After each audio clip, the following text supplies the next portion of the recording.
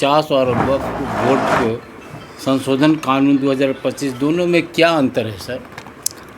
देखिए, BTMC act 1949 तब बना जब कांग्रेस की सरकार थी, और उसमें ये व्यवस्था हुआ कि जो प्रबंधन समिति होगा तो उसमें 4 हिंदू होंगे और 4 बौद्ध होंगे, और एक जो है डीएम होंगे वहाँ के पदेन, जो उस कमेटी के चेयरमैन होंगे।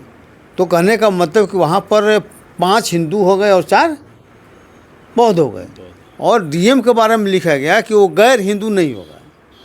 तो इस तरह से मान लीजिए कि बुद्ध विहार में, महाबोधि विहार में हिंदुओं का वर्चस्व स्थापित करने का कुचेष्टा मान लीजिए किया गया, एक हस्तक्षेप मान लीजिए कर सकते हैं, और दूसरे धर्म में हस्तक्षेप का बात वहाँ हो गया, ठीक है। लेकिन दुर्भाग्य है कि 1949 मान लीजिए कि एक्ट बना और 1950 में संविधान लागू हो गया, और संविधान को धर्मनिरपेक्ष बनाया गया। तो जब धर्मनिरपेक्ष बनाया गया तो इसका मतलब हो गया कि कोई धर्म किसी दूसरे धर्म में हस्तक्षेप नहीं करेगा, किसी एक धर्म का दूसरे धर्म हस्तक्षेप नहीं करेगा, तो ये धर्मनिरपेक्षता हो गया। तो संविधान लागू होने के बाद ही बीटीएमसी एक्ट को जो है ना समाप्त करना चाहिए था, क्योंकि वो संविधान के अनुरूप नहीं था, संविधान के खिलाफ मान के एक्ट था। इसलिए ये एक्ट स्वाभाविक रूप से ख़त्म हो जाना चाहिए था और सरकार को, कांग्रेस की सरकार को ख़त्म कर देना चाहिए था, लेकिन उन्होंने इसे लागू रखा और आज वही आंदोलन चल रहा है, ठीक है। उसी तर्ज पर आज बीजेपी की सरकार जो है केंद्र में है, तो उन्होंने वक्फ बोर्ड संशोधन कानून बनाया 25, उसमें भी वही कर दिया। उसने क्या किया, कहा कि नहीं, उसमें गैर मतलब कि मुस्लिम उसमें 2 लोग रहेंगे, एक महिला रहेगी। कहने का मतलब है कि जो मुस्लिम का मान लीजिए वक्फ बोर्ड है, तो उसमें दूसरे धर्म का हस्तक्षेप का क्या मतलब हुआ? क्या कोई भी हिंदू धर्म का है उनमें, जैसे मान लीजिए कि काशी विश्वनाथ मंदिर मान लीजिए कि है, या मान लीजिए कि वहाँ पर तमिलनाडु में मान लीजिए कि है, या अभी अयोध्या में राम मंदिर ट्रस्ट बना, तो क्या उसमें गैर हिंदुओं को कोई जगह मिला? गैर हिंदुओं को तो छोड़ दीजिए, है कि नहीं, हिंदुओं में भी मान लीजिए ब्राह्मण छोड़ के दूसरे को जगह उसमें नहीं मिला, ठीक है। कहने का मतलब ये हुआ कि आप जो है हिंदू धर्म का वर्चस्व स्थापित करना चाहते हैं, जो धर्मनिरपेक्ष जो छवि है उसको आप हिंदुस्तान से ख़त्म करना चाहते हैं, और इसमें भी कांग्रेस का भी उतना ही योगदान है जितना बीजेपी का योगदान है। तो कहने का मतलब है कि धर्मनिरपेक्ष छवि को तार तार करने के लिए बीजेपी और कांग्रेस दोनों उतारू है। मान लीजिए कि एक बीटीएमसी एक्ट कांग्रेस ने लाया, तो मान लीजिए कि ये सुधार वाला जो है संशोधन बिल जो है ना, वक्फ बिल संशोधन बिल जो है, ये मान लीजिए कि बीजेपी ने लाया, और ये दोनों जो है संविधान के विरुद्ध है। संविधान के जो मूल भावना है, मूल संरचना है धर्मनिरपेक्षता, उसके खिलाफ है। इसलिए यह स्पष्ट रूप से कहा जा सकता है कि ये दोनों एक्ट जो है संविधान के खिलाफ है, जिसको एक ने बीजेपी लाया और एक ने कांग्रेस लाया। इस तरह से आप कर सकते हैं कि संविधान विरोधी कांग्रेस भी है और बीजेपी भी है।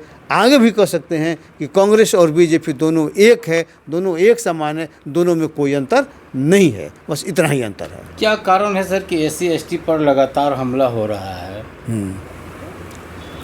देखिए, बाबा साहब जब संविधान बना रहे थे ना, तो उन्होंने स्पष्ट तौर पर कहा था कि भाई अभी शेड्यूल कास्ट के लोगों को कोई जानकारी नहीं है कि उनको हम क्या अधिकार दे रहे हैं।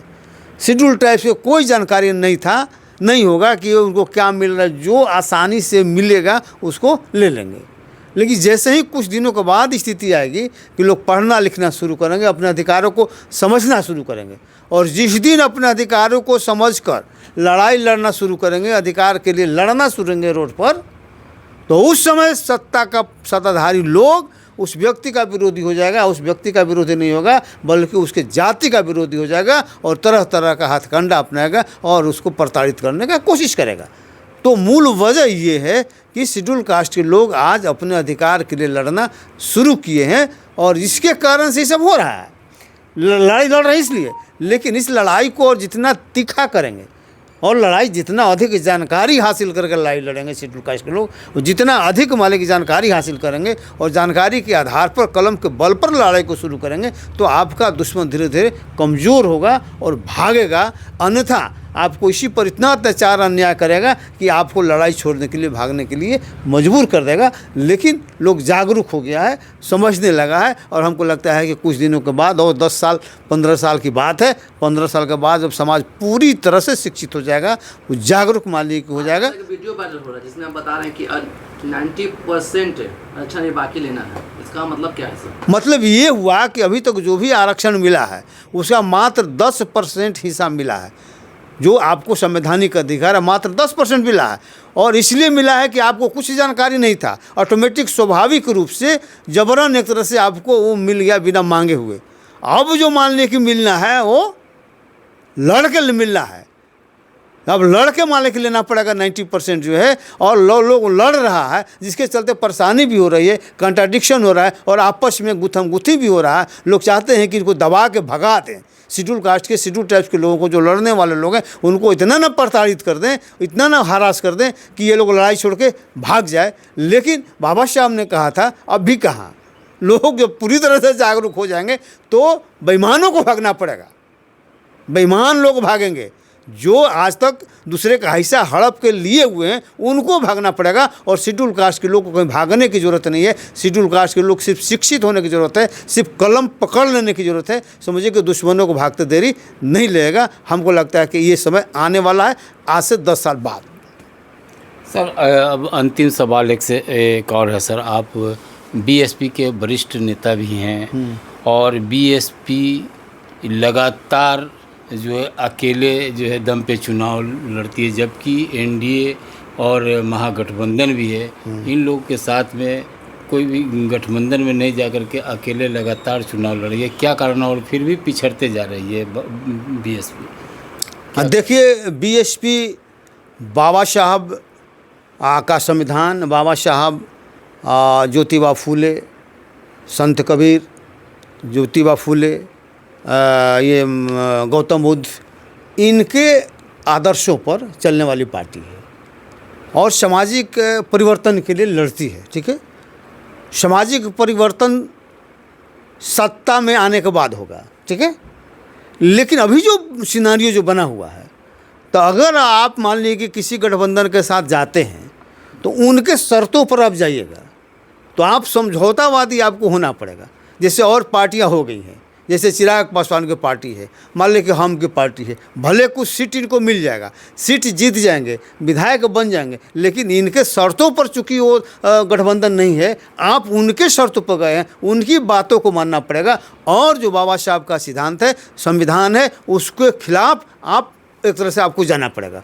बीएसपी ऐसा नहीं कि समझौता नहीं करेगी, लेकिन अपने शर्तों पर समझौता करेगी। अपनी शर्तों के साथ आज तक समझौता किया है। हम मेन रहेंगे, हमको जिसको सपोर्ट करना है वो हमको सपोर्ट करे, ताकि जब हम मुख्य रहेंगे तब ना हम बाबा साहब के विचारों को आगे बढ़ाएंगे, तब ना हम काशीराम के जो मार्ग है, काशीराम का संघर्ष है, उसको हम आगे ले जाएंगे। बाबा साहब के सपनों को साकार करेंगे तब, जब हम फुल फ्लेज में रहेंगे तब, जब हम वहाँ मेन रहेंगे तब। अगर हम पिछलगू रहेंगे, हम चमचा रहेंगे, बेलचा रहेंगे, तो हम किसी भी परिस्थिति में बाबा साहब के सपनों को साकार नहीं कर सकते हैं। वही मनुवादियों के पीछे हमको लटकना पड़ सकता है। इसी से बचने के लिए बीएसपी किसी के साथ नहीं जाना चाहती है, क्योंकि बीजेपी जानती है एक गठबंधन का जो नेता है बीजेपी वाले हैं, एक मान कांग्रेस वाले हैं, तो एक सांपनाथ है, एक नागनाथ है, और बाबा साहब के विचारों के दोनों विरोधी हैं। इसीलिए दोनों के साथ जाने का कोई सवाल ही नहीं है। हाँ, अगर कोई ऐसी गुंजाइश बनती है कि जो बीएसपी के शर्तों पर अगर गठबंधन बनता है,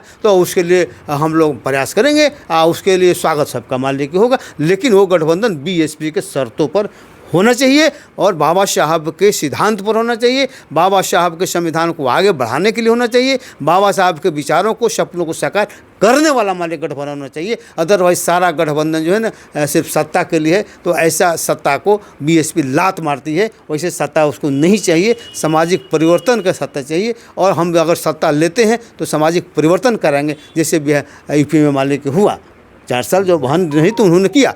लेकिन आज परिस्थिति थोड़ा सा भिन्न है।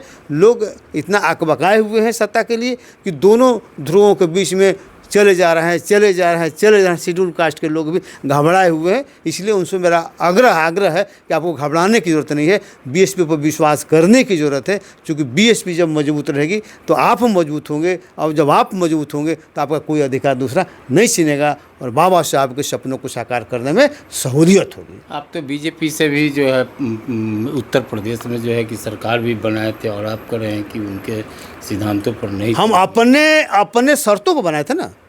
जी। उस बीजेपी से तालमेल हुआ था तो मुख्यमंत्री कौन बना था? मायावती बनी थी ना, मेरी सरकार। तो हमको बनाना, हमको दो ना, हमको बनाओ, हम किसी को नहीं बनाएंगे। मैंने आपकी शर्त, हम हमारी जो शर्त को मानेगा उसी शर्त पर मान लें कि समझौता होगा, दूसरे के शर्तों पर बीएसपी का समझौता नहीं होगा। यही तो बात है। तो चूँकि अभी जो सिनारियो बना हुआ है उनके शर्तों पर हमको जाना पड़ेगा, जो हम लोग जाने के लिए तैयार नहीं है। इसीलिए किसी के साथ गठबंधन में नहीं जाएंगे, अलग से लड़ेंगे, अपनी ताकत को बढ़ाएंगे, ताकि एक समय आए ताकि हमारे शर्तों पर देश के लोग समझौता करें। सारी पार्टियाँ मेरे साथ हैं। आजाद समाज पार्टी से समझौता होगा सर? आज़ाद समाज पार्टी अगर हमारे आती है और बात करती है कि आपके शर्तों को हम मानते हैं, सबसे मानते हैं, तो आपको कुछ दिया जाएगा, उसमें कहाँ दिक्कत है, उसमें दिया जाएगा। चलिए, बहुत बहुत धन्यवाद।